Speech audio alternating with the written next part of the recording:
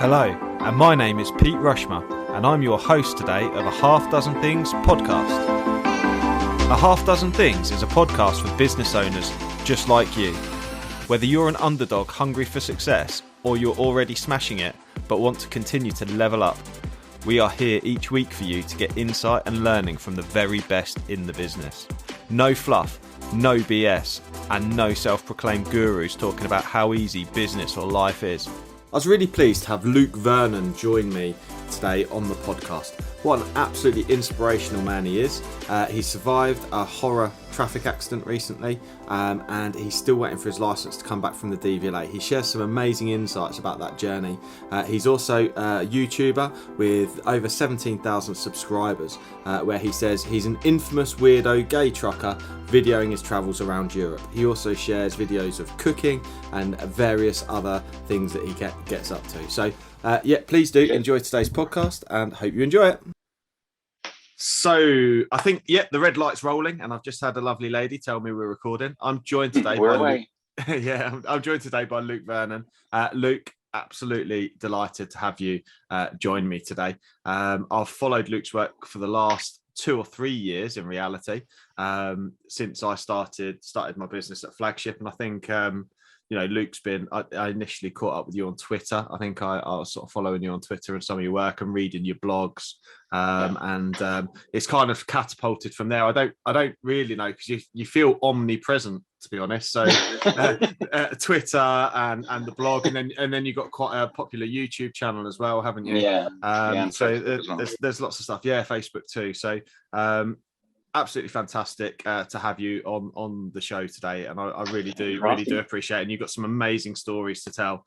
So we'll kick off like a half dozen things. So Luke is, for the listeners, if you don't follow him, you should, lorrydriver.com. I think your Facebook profile is Lorry Driver, and so is your YouTube channel. Is that right? Yeah, it's all Lorry. It's all the same. Yeah, and you've prepared a half dozen things for us to talk about, which I love, and I'm looking forward to speak to those about. So for the listeners, just to give you an idea, truck driving runs in Luke's family. It connects him to his family from the past. Loves to travel, loves the freedom of driving, spending his days immersed in the radio. Don't you listen to the Archers? Am I right in saying that? I remember tweets saying you listen to the Archers, so I'm looking forward to hearing about that. I love the Archers. And then also, obviously, that it gives him time to think. So there's some fantastic things for us to talk about. So Luke, let's start first things first. Tell me a bit about, obviously we're talking about why you love truck driving, why you love doing it. Talk to me about how it runs in your family and that kind of thing, if that's okay. Yeah. Well, that's one thing I put that at the top, because I really liked that fact. I didn't know my granddad. He died years before I was born, when my dad was only 18. So obviously never met him. But it's only over the last 18 months I've realized this, but it's sort of nice that I've got a connection with him. I do what he did. I do because he did what he did. It's like he's influenced our lives, even though he never met any of his grandchildren. So it's been a massive influence, and obviously he passes it down to dad, and then to me, I'm lucky. I've, like so many people, have parents who do everything they can to keep them away from the transport industry. But once mum and dad realized that there was nothing they could do to stop me, they just got on with it, basically. Yeah. But so I used to go with dad all the time, all the way through the 80s and 90s, and into Europe and into the 2000s as well. Amazing. Did I think I remember seeing on Twitter your dad drove for Mansell Davis, is that right? He still does, yeah. Well, MDS. So he's still on. That was my last job when I crashed, was MDS. I'm planning to go back once I finally get the license back, whenever that might be. Yeah, of course. Okay, so that leads me nicely on to asking that question then, Luke. So people who follow you on the various channels will know a lot about this, but potentially some of my audience may not, because we tend to get quite a lot of transport managers and consultants listening to what we do. So are you able to just tell us a little bit about sort of what's happened over, how long ago was the accident? Remind me. And sort of it was on February the 29th last year, which is that's good, because it means there's only an anniversary every 4 years of the crash. But of course. So I was in my car going from here home to my mum's. But the thing is, so over a decade of my memory was completely wiped out when I woke up in hospital. Lots of it's come back now, thankfully, but I have no recollection. Basically, I lost control, crashed into a van and crashed into a fence post, and needed the air ambulance. Otherwise, my parents were actually told that I probably wasn't going to make it, because they were flying me to Cardiff because they needed a bigger hospital. One thing I was amazed by is the police picked my sister up and drove there under blue light, so I wouldn't be alone. So I wouldn't die alone. Sounds a bit off. I read that in one of your blogs. I think that's an amazing thing that they did. I didn't know that they did that. I didn't know. I worked out it's 45 minutes they took from here. It's normally an hour and a half. So wow. So yeah, that was. I was second. Although I kept thinking, like, God, I'd love to have been in that car. That must be really exciting. Of course, yeah. I was going to say it must have been very fast. Must have been very fast. Yeah. So obviously, so the accident must have been horrific, and it's largely likely you don't really remember much about that. But so it was. How long were you in hospital for? How long has it taken you to recover? I was in an induced coma for 3 months while they put me back together, and not 3 months, 3 weeks. Mm-hmm. And despite the fact I couldn't walk, COVID basically had them shove me out of hospital as quick as they could, which was good because I didn't want to be there. Of course. I left hospital unable to walk and stuff, so I had to teach myself to walk again. Stayed in my parents' house. What was the other thing you said? Yeah, so it was really what the recovery was like. Do you have a tracheotomy? No. Did you have a tracheotomy? No. Oh, no, not that. I got basically, so I broke my neck, damaged his shoulder. It was dislocated as well, but he also had a chip out of it. Mm-hmm. Damaged his arm. One of my eyes is still a bit droopy, but it was completely closed. Okay. Some problems, and basically my entire rib cage is metal now. So, wow. Yeah. Well, very, very lucky. Yeah, absolutely. When that time comes, the NHS are really incredible. They are. Yeah. I was quite lucky. I've spent a similar time to you on life support. When I was younger, I was unlucky. I was quite poorly, and it's just incredible. It's incredible what they do. But it does. Lots of people were talking last year, obviously, about the fact that they had relatives or whatever die alone in hospital, and my stay there made me realise that none of them died alone, because the nurses care for you so much, not just physically, obviously, but mentally. They're amazing, really. Yeah, absolutely. It's incredible what they do each day when you spend that time. Yeah, it's just it's amazing. It's absolutely amazing. And I think that the challenge that you will have now, that I know I had when I was there, it was like nearly 20 years ago now, but the impact it has on you mentally as well, like the trauma and the stress and everything like that, really does start to affect you. Are you happy to, has that affected you at all? Are you happy to speak about that, Luke? Yeah, I'm good. Well, actually, before the accident, I was in a bit of a bad place. Probably not full on depression, but I wasn't far off. And it's fascinating because I then crash, nearly die, and I've never been happier. Yeah, it's basically because it's like when you're faced with the fact you very nearly weren't here, and after I spent all that time in hospital, I couldn't. It was so bad I couldn't even adjust myself in bed. I had to ring the bell for the nurse to move me or roll me over, let alone walk. So now my view is, like, any day that I can wake up in my own bed and get out of it is a good day. So, yeah, exactly. So exactly. It's been good for that. You just and for anyone that's had a long stay in hospital, it's that thing, isn't it, of the four walls and the beeping and the artificial light, and you literally just pray for a blue sky, green trees, and just being able the beauty of just being able to go for a walk. Exactly. Outdoors is just, you just yearn for it, don't you? And I remember just, and I always try and keep that perspective when things are tough, and you just realize that actually, you know, this is amazing. I'm just out and it's fine. And, you know, the sky's there, and there's fresh air, and there's no artificial light. Leaving hospital, like I did it 5 minutes ago, but leaving hospital in the wheelchair, being pushed out and seeing Dad waiting outside in the car was one of the best moments of my life, I think. Yeah, amazing. It's just brilliant. So, yeah, because you say the beeping and stuff, because I was having blood transfusions and they kept like stopping, and I don't know how I slept. And the machines don't stop beeping, and then alarms go off. No. And, there's a million different reasons, and most of the alarms go off for no reason whatsoever. So the nurse comes in and just turns them off. And it's like, exactly. I must have meant something.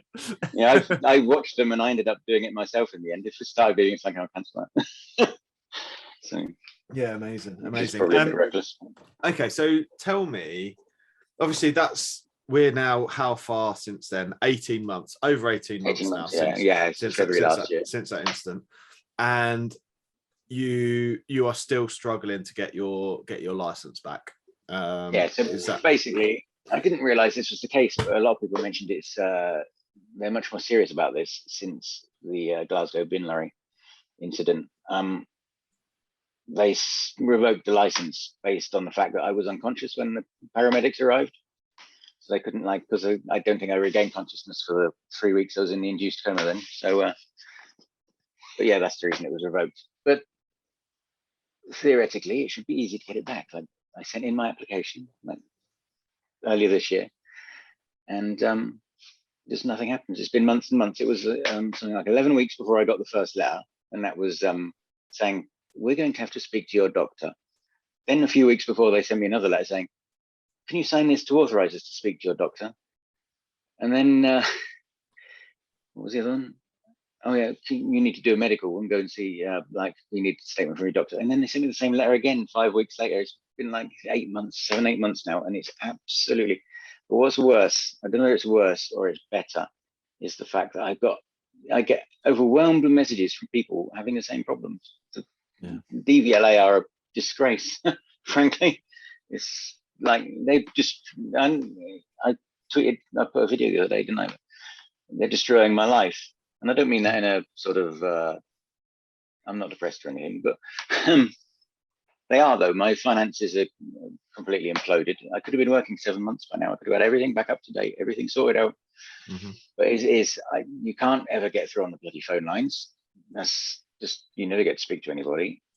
You check every day, and it's just, yeah, I was watching on, and I recommend listeners to have a look at your YouTube channel. There's and you're welcome to swear on here, by the way. That's okay. Okay. But there's some real profanities as Luke's, and I jest, and I think you jest about it, but in reality, if you didn't laugh about it, it's actually horrific, really. And it is, you know, I'm in a totally different part of the UK to you over in Peterborough, and you know, I speak to people all the time. I know drivers that are waiting for the DVLA to renew licenses and to deal with illnesses, and it's just absolutely a joke. It's just madness. Absolutely a joke. Well, hopefully there'll be some sort of inquiry, because it's starting to get noticed now that this is happening.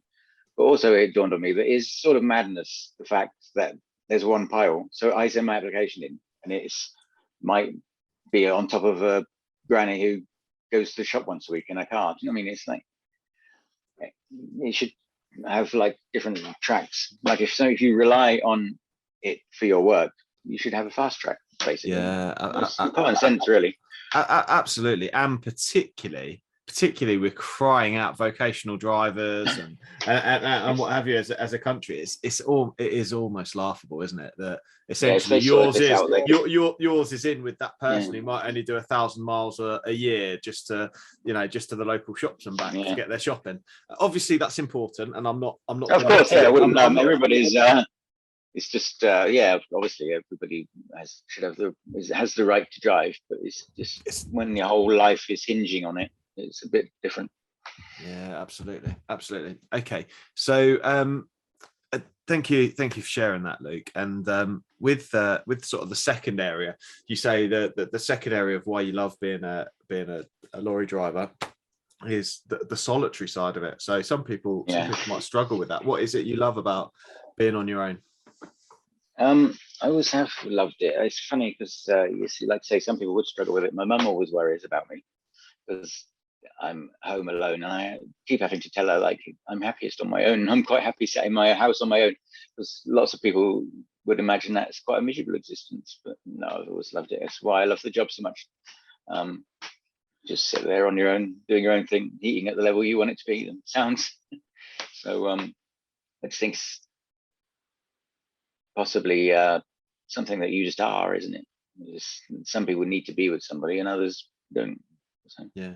Yeah, absolutely. I think that's certainly something that I think a lot of drivers will resonate with, is that I think it's great to spend that time on their own. And one of the things that does concern me with some of the drivers I manage and that kind of thing is it does mean that they get to stew a little bit on stuff. Yeah, that's a really bad problem. Actually, you've hit a point there. That's a really bad problem, because the reason I think often this industry is so awfully negative amongst drivers is because you just have too much time to think about it. So people end up constructing these old scenarios where they're the hard done by one, and the reality often doesn't actually match up. But yeah, I think you can kind of, over time, you can convince yourself of anything, can't you, to an extent? Exactly. I think it's a challenge. And the human brain is very it's very clever in the stories it tells you, and you certainly are. You know, the stories you tell yourself. But I think it's great that, you know, particularly those that I know love it. They do love the element of being on their own and not being reliable on anyone else. It's sort of very independent, isn't it? Which is fantastic. Okay, brill. And what about the third area then? So the third area, travel, the fact you've seen an enormous amount and been to more places than most people could fit into 10 lifetimes. Talk to me a bit about that. Where have you been and how do you love over the it? past 18 months, I sort of people do keep saying, oh, you must miss driving so much, wish you could.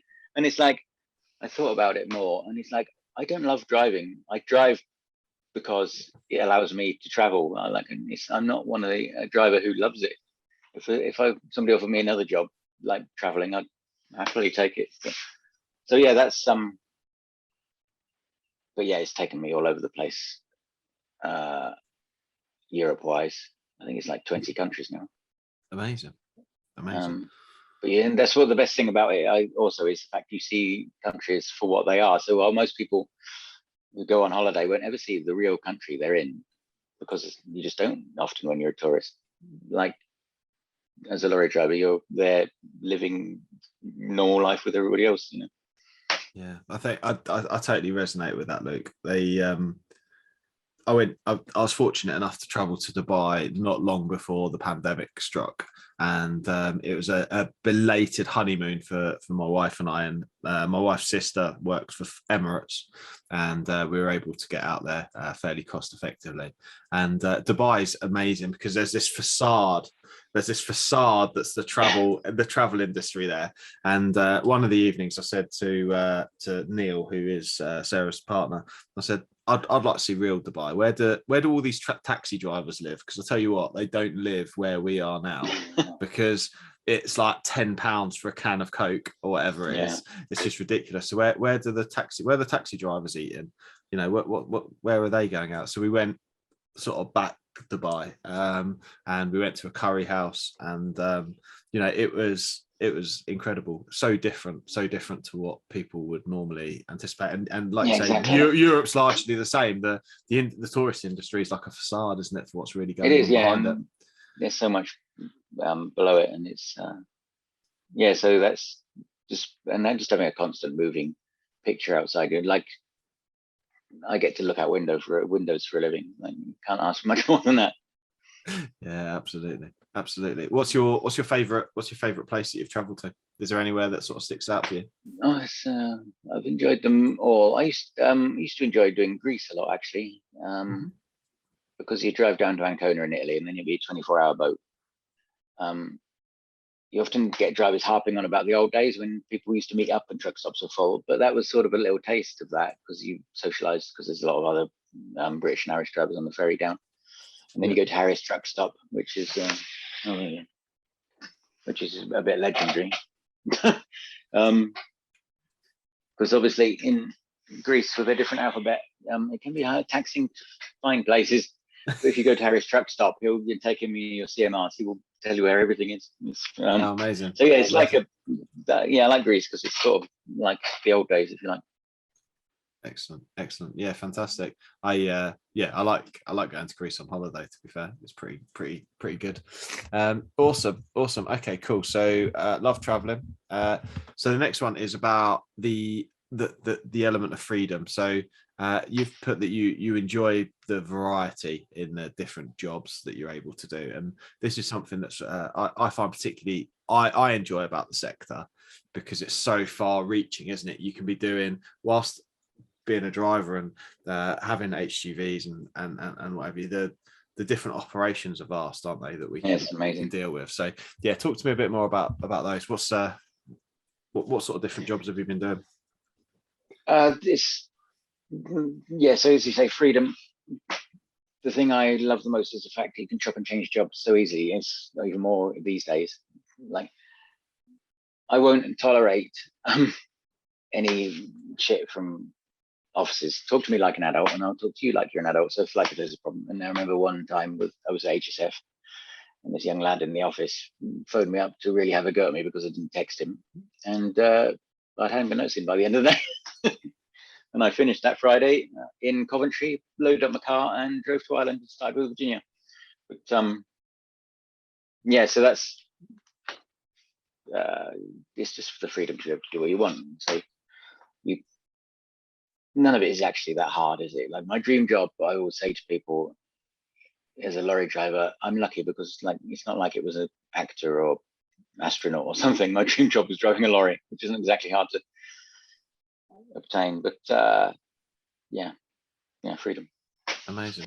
I love it. And so what's the shittest job that you've had? What was what stands out as the shittest role that you've had? The first, the one I worked for Nolan's, an Irish company. My dad was there as well, but his dad left 6 months before I left to go and work on agency in London back in the days when you could earn huge money.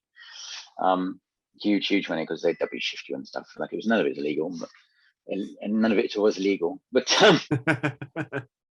my first shift on agency was I remember it now, in a Volvo FL10 for Iceland with like a little short trailer. And oh my God, they were the worst kept trucks in the world. Like, they were all the agency drivers' trucks, basically. And the sheds, they were absolutely wrecks. It's funny to think back now, actually, because you think to yourself, I think now, and you think vehicles don't like that in this industry don't actually really exist anymore. No. That's a bit of a thing from the past, like seeing old scrappers and God, they were awful. I learned a lot. No one really runs scrap anymore, do they? I suppose it's no, exactly. Well, I suppose it's the emission stuff's all kicked in as well, isn't it? Maybe. I remember that. But then I've enjoyed all my jobs. So you can always get something from them, basically. Yeah. Okay. So you, by having had a lot of jobs, then. So my next question is what's been your favourite wagon? Have you got one that stands out? My favorite. Well, I've got two answers to this. My favorite, specific vehicle is the FH16 I had at Virginia. Okay. But the best I've ever driven technologically was a demo Volvo 540 with dual clutch. Oh, nice. And the dual clutch is ridiculous. It's amazing. I would a 540. I'd literally give up 200 horsepower for a dual clutch, because they won't do it on a higher power. But that's my probably the best I've driven. Yeah, absolutely. So those that don't know what a dual clutch is. So, Luke, my background was working for Volvo once upon a time, and the dual clutch is essentially they only do it in the 13-litre engine, which is why you can't get the 16 and the 750. I don't really understand the mechanics behind that, so just being open and honest. But what I understand about the dual clutch, it goes up to a 540, which is the maximum output for the 13-litre, and the gearbox is just ridiculously smooth, isn't it? It's just, it is. It's just I love next level. Just pull straight. I took it to Italy to write a review. Can't remember before. It might have been commercial write-up. I remember reading your review on the dual clutch. I read that when I was at Volvo. That must have been about 3 or 4 years ago.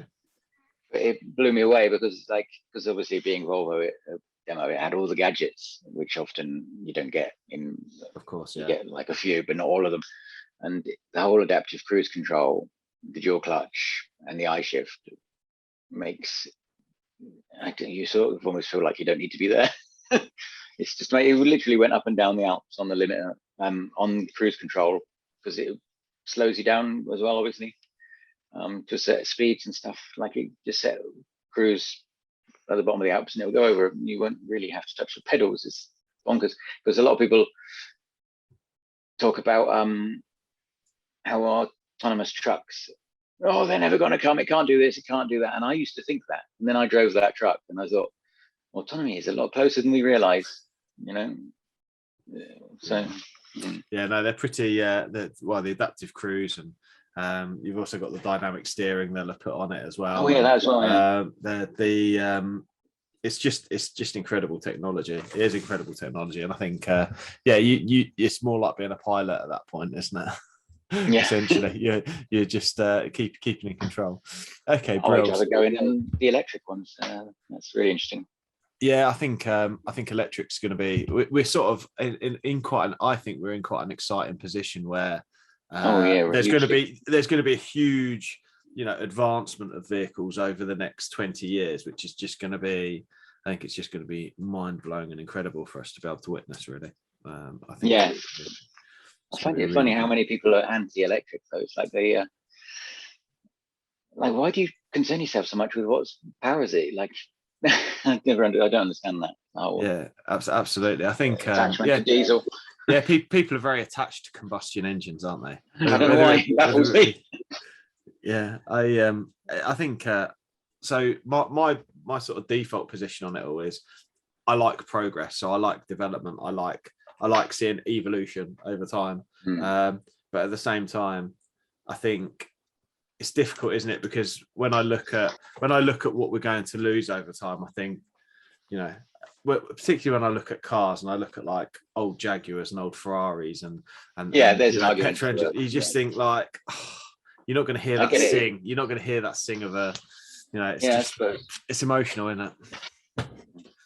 Yeah. I can't wait for my first going electric anyway. It's supposed to be acceleration is bonkers, apparently. Well, yeah, absolutely, because it just, there's no lag at all, is there?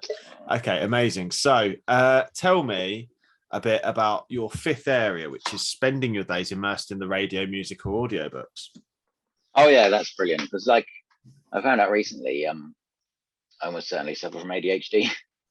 And my brain runs 1,000 miles an hour constantly. Like there isn't a second of the day that it's not running at 1,000 miles an hour, and it's often a bit exhausting. And somebody said on my comment on my YouTube, have you considered you might have ADHD? And at first I thought, that's ridiculous. That's what we do. And then I mentioned that to a friend, and the friend said, you might have a point. And it's good actually, because I've got lots of like weird traits that are ADHD, it turns out. So I've got a reason for it. I'm not just being bloody minded. But so yeah, I suck up so much information. I can't necessarily recall it very well, but I need to be occupied constantly. So it's either, like say, radio, music, or audiobooks, especially. I love audiobooks. On Radio 4 is fantastic for drama and stuff. So, okay, loads of questions there and too little time, Luke. So talk to me about what are your weird traits then from ADHD? Tell me what your weird traits are. and then I'm going to ask you more about what you listen to. My solitary, I think it seems to be the solitary nature is partly ADHD. Also, I'm really, really crap at getting on with stuff. So, like for instance, I'll write for the magazine. I can have that, what they want for like weeks beforehand, and I'll write it like an hour before they need it. It turns out it's an ADHD thing. It's a lack of ability to plan. Also, you're living relentlessly in the present. So the future doesn't exist. The past is gone. Hi, it's Pete from Flagship Partners. We're really proud to sponsor a Half Dozen Things podcast. At Flagship Partners, we take road safety really seriously, and we're your road safety partnership. We help transport companies with compliance and training across their businesses, including first aid, driver CPC, and other transport management services. So if you're FORS accredited or you want to improve your operator compliance risk score, give Flagship Partners a call today.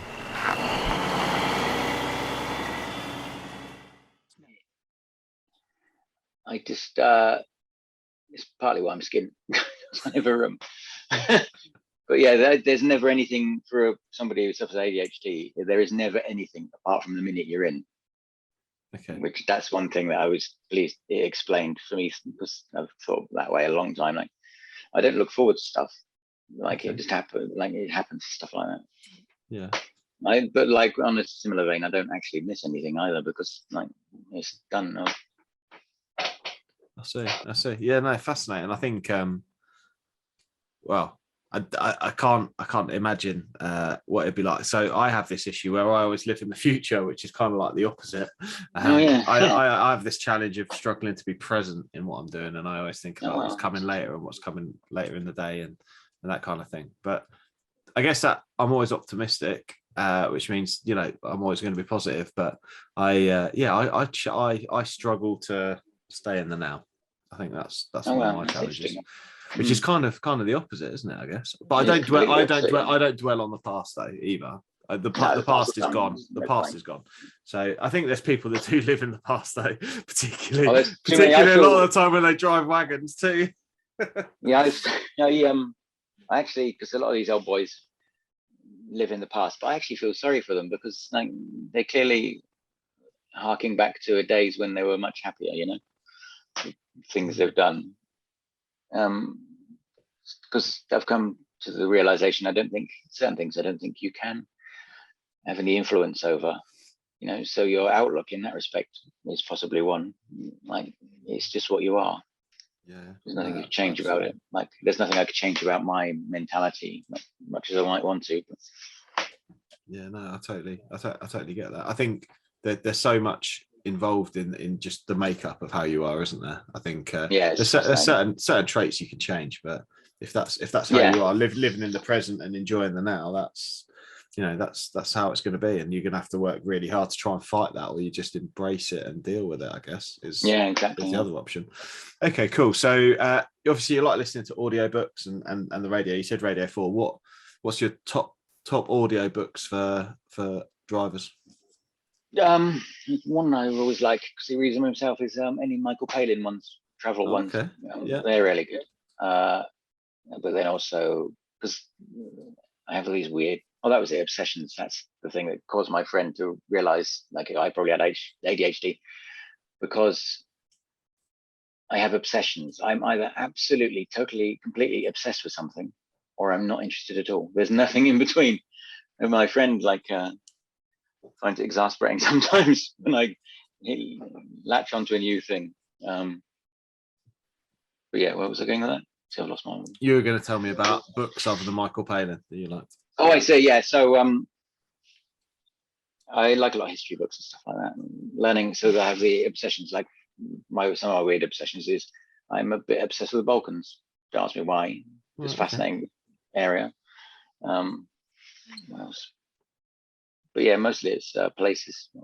A lot of books about places, and I love history as well. So. Yeah, awesome. That sounds that sounds really good. And what sort of music do you listen to? Well, David Bowie is a big love. Love that. He's probably my biggest obsession. Yeah, I'm very wide. I don't really have any specific genre. Like, I just like, basically, Six Music is the best music station. Listen to that for an hour and you sort of get what I like. I've never listened to Radio 6. I wouldn't even know what to expect if I put it on. You should. It's fantastic. I love an audiobook too. I love a podcast as well. I love a podcast. Do you listen to any podcasts? I don't actually. I don't know why. I've never listened. Never. I used to when they first came about. I remember years ago. I had to download them in iTunes. Yeah. That's it. Because I obviously back then going abroad didn't have internet, so I'd have to download them while I was in the UK, going through the UK.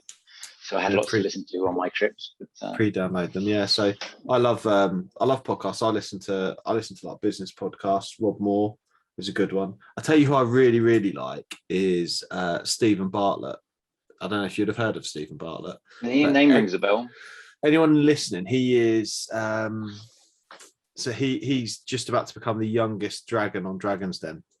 He's got a podcast called Diary of a CEO, and he's written a book called Happy Sexy Millionaire, which is incredible, about a lot of it's about men's health, men's mental health, and that drive to be like rich and famous, and you're going to be happy when you're rich and famous, and how the whole world and Instagram is telling you that when you're famous and rich and happy, then everything's going to be okay, and actually that's bullshit, not really real.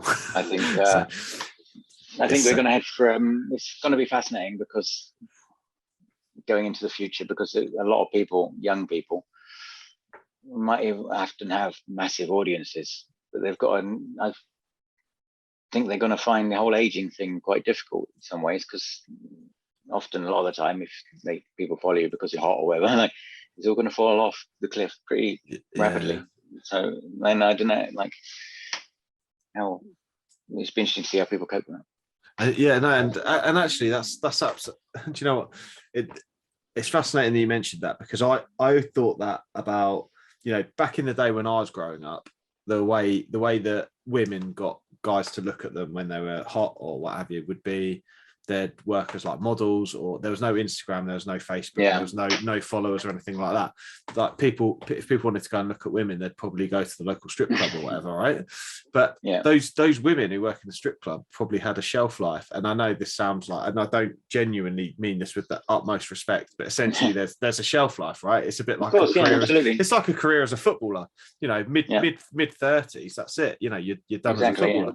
I'm probably going to get massively shut down for this, but the thing with Instagram and stuff is it's much the same, isn't it? If people are so heavily reliant on the way they look, once you hit your mid 30s onwards, it's just downward. Just downward all the way, isn't it? I was saying to a friend the other day, because I love the online world and everything. That's another obsession. But I was saying to a friend the other day, he said my Vine's gone blank then. It's okay. You're saying to your friend. That's something that's happened. That's something that's happened since the accident. My mind just stops working every now and again for a few seconds. Of course. No, that's fine. That's fine. Tell me a little bit, whilst you're talking about online, just sort of to digress a little bit, how have you you've built quite a following over time, Luke. How long have you been doing that? And what's your purpose behind it? What drives you to do that? Because you put time and effort into it. Like what? Oh yeah, 13 years I've been doing it now. 13 years. How it started was my first video in Sweden. I've always made little video clips to show friends and family, like it was my sort of photographs of places I go and stuff. And I was going to Sweden in Christmas week the first year, and I thought, well, I could just pop it on YouTube, put it all together, pop it on YouTube, and that was that basically, and slowly built up from there. Because I was arguably I was one of the first, but some people think I was the first to do that. But I think there's probably somebody doing it. But the motivation is like, because I just want to point this.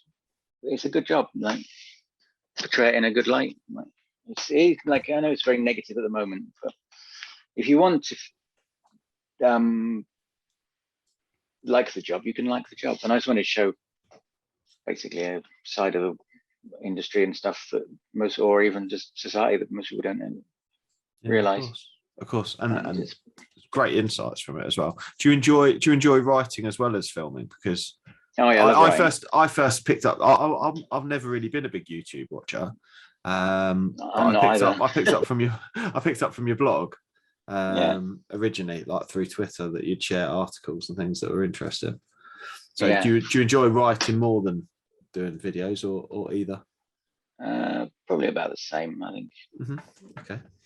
Because one of the things I love about the videos, my favorite videos are the top tips ones, like teaching people and stuff, because that's like, I love that. Because then I regularly get messages from people saying how much I've helped and stuff, and that means the world, Yeah, absolutely. Because that was it. That was one of the reasons I started the top tips. Was when I first started driving trucks, I was pretty much on the phone to my dad several times a day, asking for advice. And then I thought to myself, a lot of people aren't going to have that. They don't have a dad to ring in the industry or whatever. So I decided to pitch myself as everybody's father.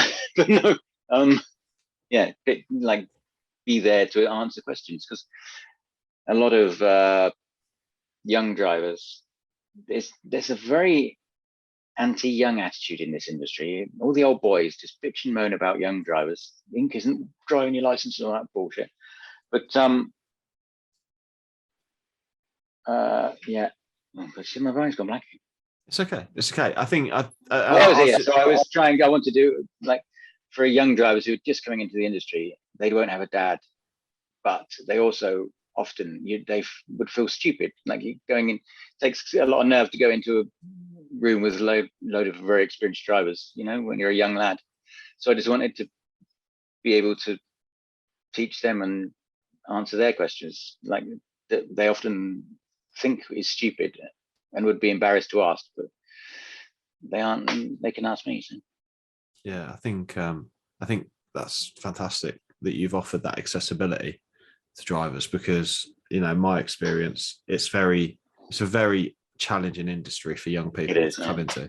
Absolutely. Very, very challenging. Yeah. And I suppose the purpose of the podcast is a similar thing, but I tend to gear towards more towards transport managers, because yeah, you know, transport managers, as anyone will tell you, you pass the exam, but it's like your license. You pass the exam, and then you start learning after. But there's this expectation that you know everything. Same with driving. You know, you can go. You know, I speak to young drivers all the time who have passed their license but have not the first understanding of driving hours and working time and tachographs, because it's not part of the test.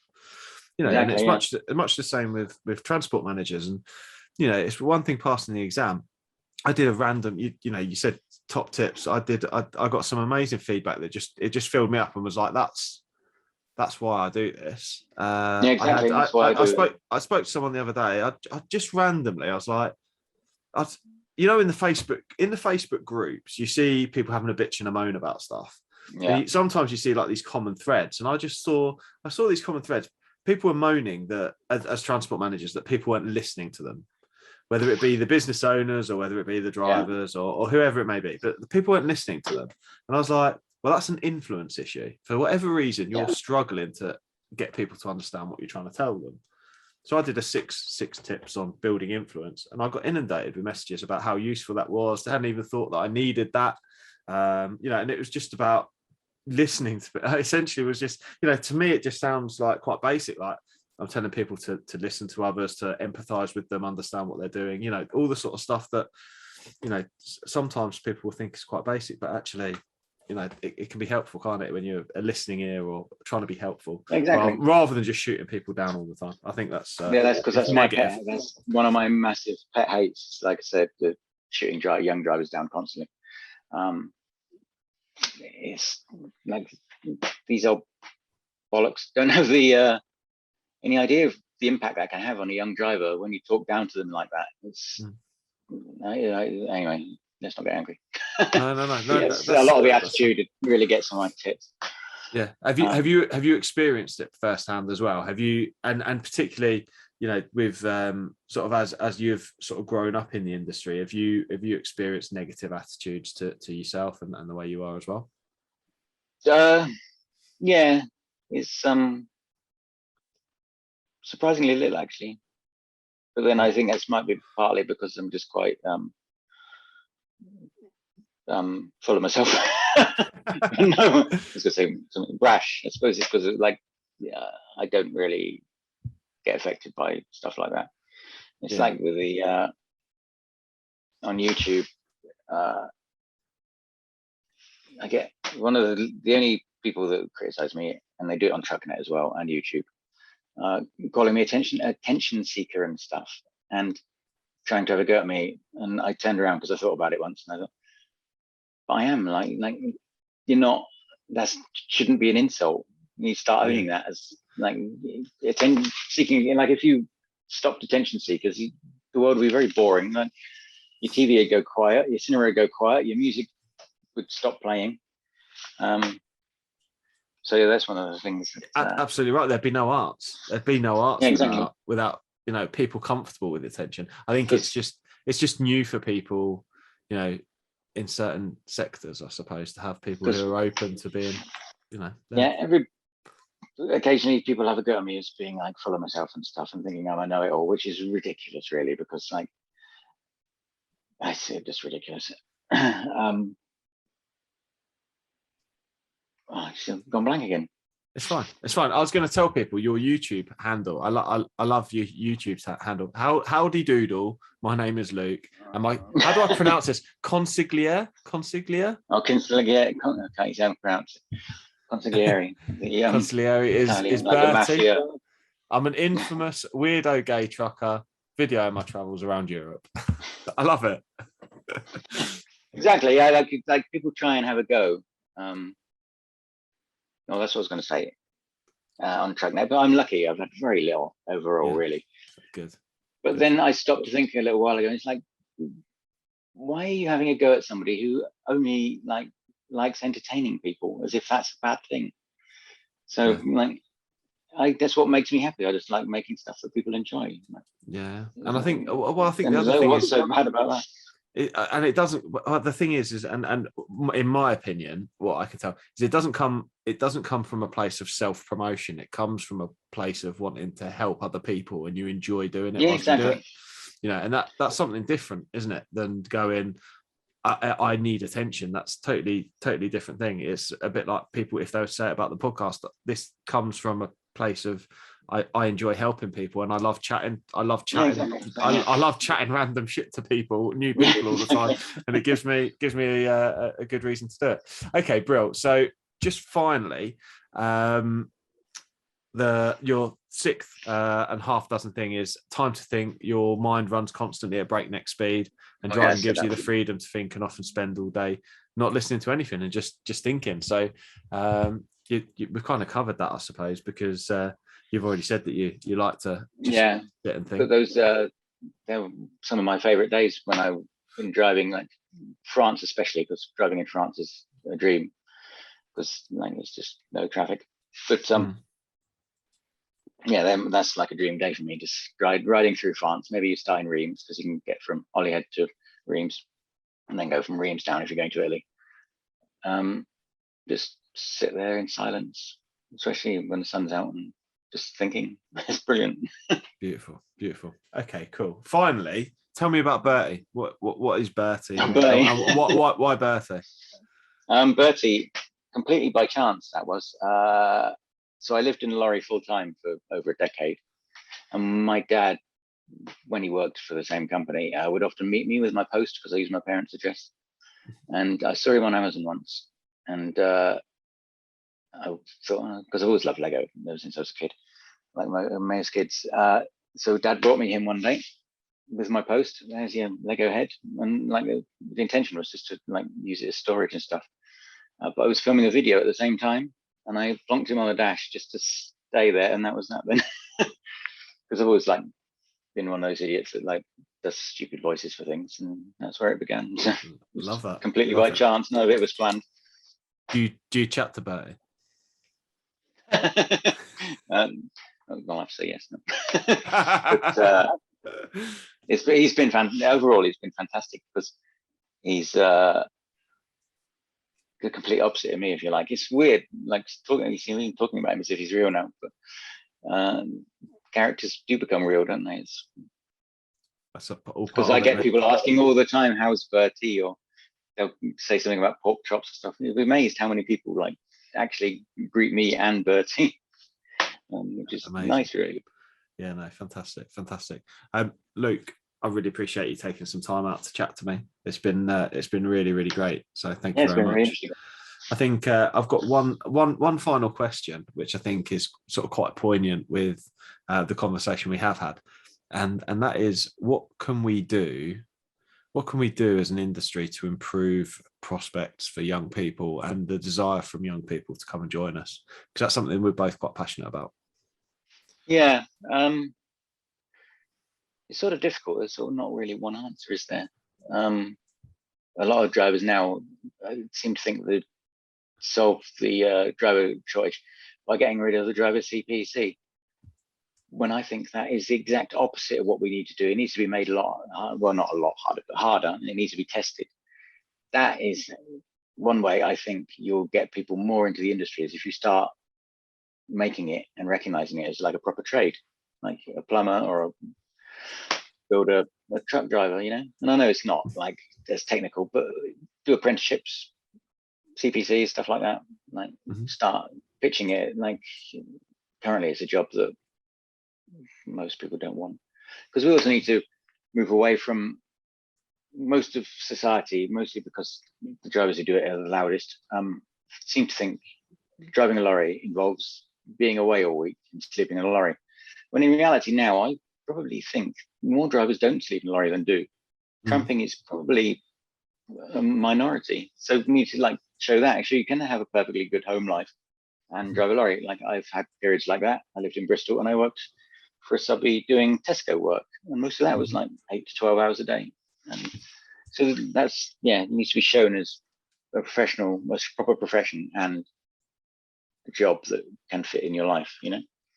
Yeah, I think you're absolutely right. I think what we don't do very well is there's this perception that we have, you know, everyone drives a refrigerated Arctic up and down the motorway for hours on end and spends all week away tramping. Yeah, exactly. And that isn't the gig, you know. Like you say, No. large majority of drivers work for builders merchants on school hours, or you know, they do skip wagons. Yeah, exactly.